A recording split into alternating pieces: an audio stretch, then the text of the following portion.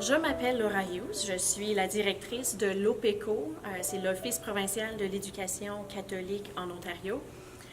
Je suis venue aujourd'hui faire une retraite avec des 6e et 7e années sur le thème du carême de développement et paix, partager le chemin. Essentiellement, ce que je voulais faire, c'était de réfléchir à la situation des migrants et migrantes forcés dans ce monde et de faire le lien avec notre foi catholique. Pourquoi le pape François nous demande tellement de nous préoccuper de celui ou celle qui est déplacé contre son gré? Pourquoi on doit faire un cas de l'accueil qu'on leur réserve? Ce matin, ils ont vécu une session en petit groupe qui a été animée par des élèves de Notre-Dame-des-Vallées qui ont fait un super job, où ils devaient explorer l'histoire d'un migrant ou d'une migrante en particulier et relier ça au texte des disciples d'Emmaüs. Les inspirations qui s'en ont ressorties, d'après ce que j'ai pu voir, étaient super, des belles réflexions. Et en après-midi, on a plutôt fait un chemin de croix pour lier le sort des réfugiés d'aujourd'hui au chemin que Jésus a fait vers sa mort et vers la résurrection, pour dire que finalement, la mort n'est jamais le dernier mot. Il y a toujours quelque chose après la mort, après le négatif, après la tristesse.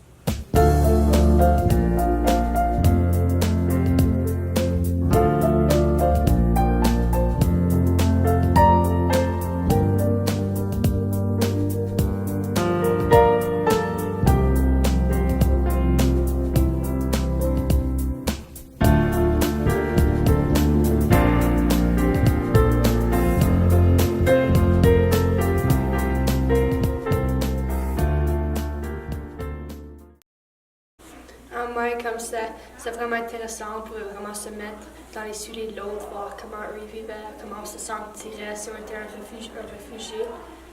Ouais, c'était très intéressant, puis on pouvait rencontrer d'autres personnes qu'on ne connaissait pas vraiment. Ça m'a appris ce matin comment chanceux on est, comme Marie avait dit, et aussi parce que c'est pas si facile à changer et juste bouger de place, même si tu es déjà en danger.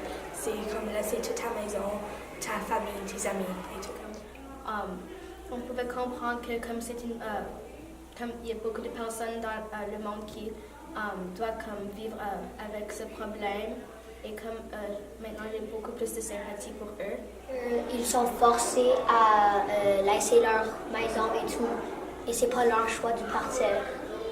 Aujourd'hui, ça m'a appris comment chanceuse que je suis parce que ils ont tellement une vie différente de nous et on est vraiment chanceux.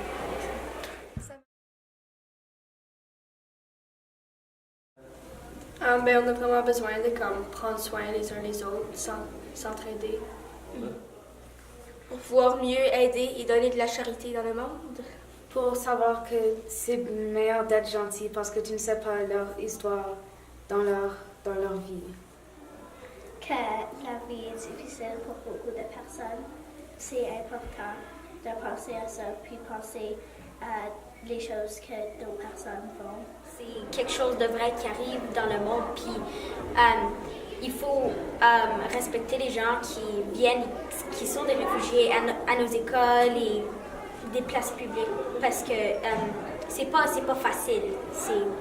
C'est une différente maison, puis c'est une différente place. Je pense que c'est important parce qu'on peut leur apprendre de Dieu et on peut leur dire comme Jésus est avec vous et vous avez comme c'était un trajet dur, mais il était toujours avec vous alors.